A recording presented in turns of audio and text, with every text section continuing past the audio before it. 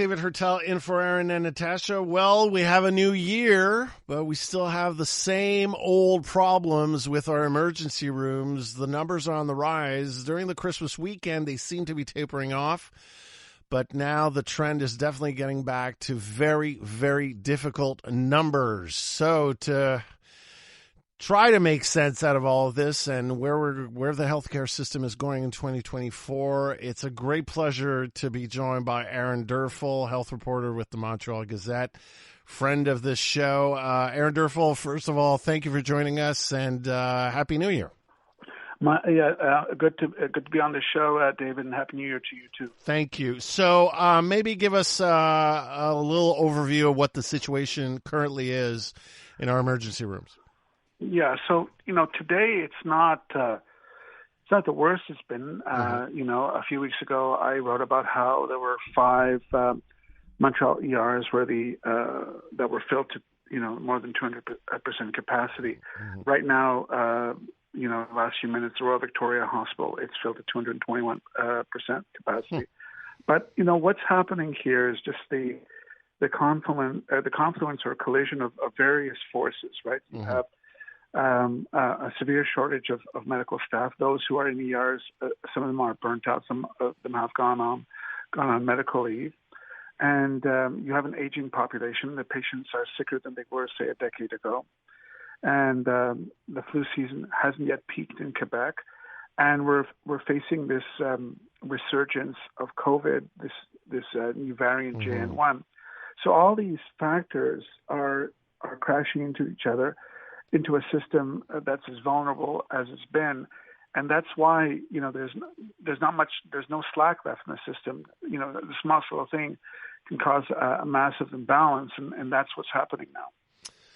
So I guess the thinking is going to be in the health ministry, especially with Christian Dubé, the health minister, that from now on, with Bill 15 now a law, every question is, well, wait till we implement Bill 15, it'll get better. So my question to you is there anything in the works right now for the stopgaps? Is there anything that you see that is encouraging that the health ministry will put in place? Because Bill 15, we won't even start seeing how that bill affects the healthcare system for at least 3-4 years, right?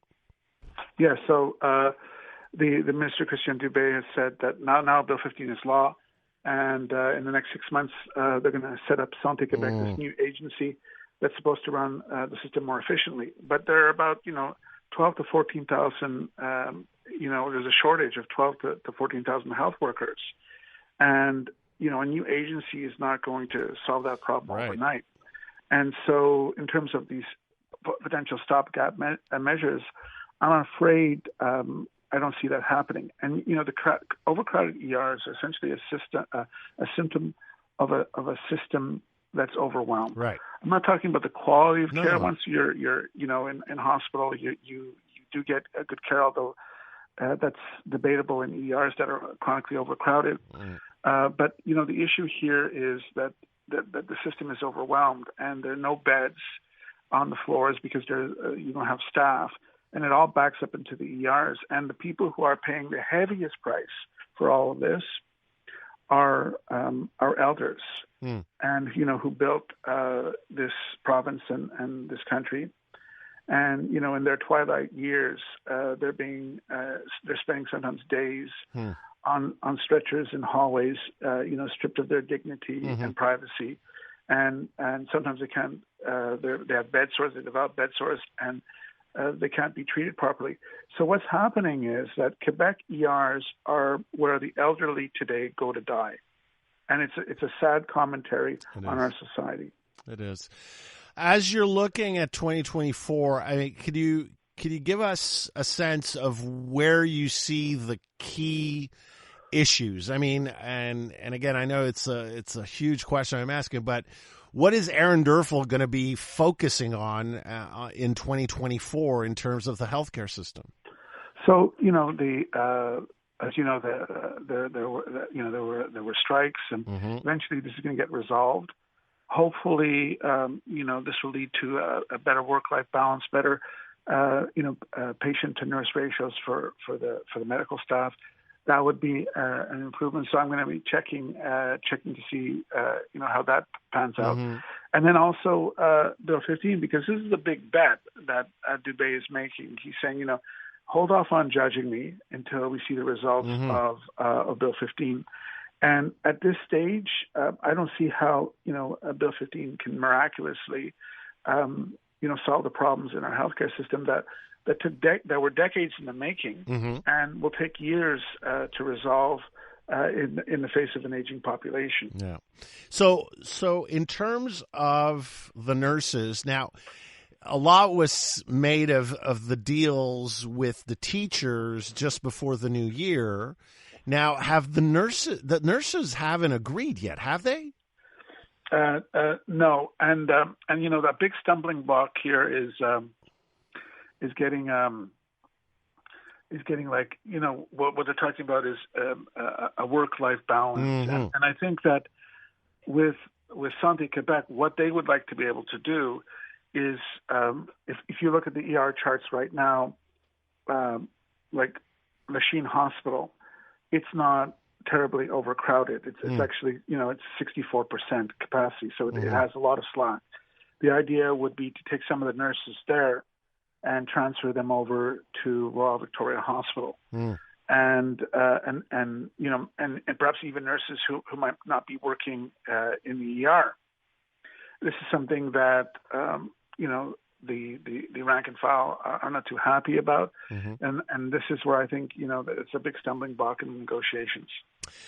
Going back to Santé Quebec, that agency, Christian Dubé said, I'm going to go get the top guns in healthcare. Any idea who those top guns are? That's a very good question. I haven't even thought about that. Okay. Except just to think of that there's a presumption somehow that the top guns in the private sector will be able to succeed where others have failed.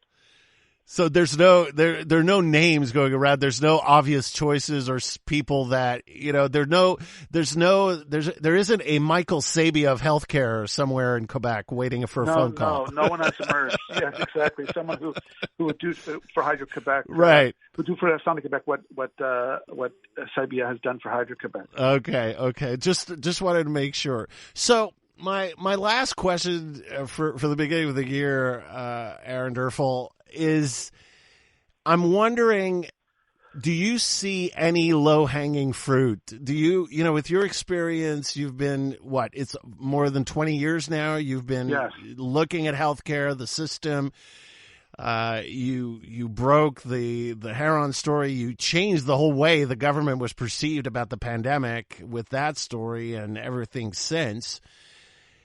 Is there anything you're seeing that the government should be doing, that the health ministry should be doing, that it isn't doing? Are you seeing, have you heard from nurses, doctors, why aren't they doing that? Well, I think the some credit should go to Christian Dubé for now making public, there's this medical dashboard that includes all kinds of indicators. Now, the indicators right now are horrible. And that's why I wrote that the system has never been as bad as it is now. But at least we're tracking it, and it's public, and that's a positive thing. And I think that I really, really think that if the nurses can get a good deal, that can motivate them, and that can hopefully be a step in the right direction. But I resist the temptation to gloss over things or to be overly optimistic because I've been covering healthcare for 25 years. Right. And there are periods where there have been improvements and then only for problems to reemerge. What happened is, our system was very vulnerable before the pandemic. It was arguably, the weakest in the country. Then we were hit with the pandemic, and sadly, we reported the highest death rate in the country. Still the case. And so, our system was just bombarded, and it's going to take a while to fix things. The fallout from this pandemic, will take years. It's kind of like a medical 9/11. Yeah, exactly. Let's hope for hope. Aaron Derfel of the Montreal Gazette, thank you for all the work you're doing and continued reports and continue doing the work you're doing. We need it. Thank you so much, David. Aaron Derfel. My pleasure. Again, thank you so much. Aaron Derfel, again, health reporter with the Montreal Gazette.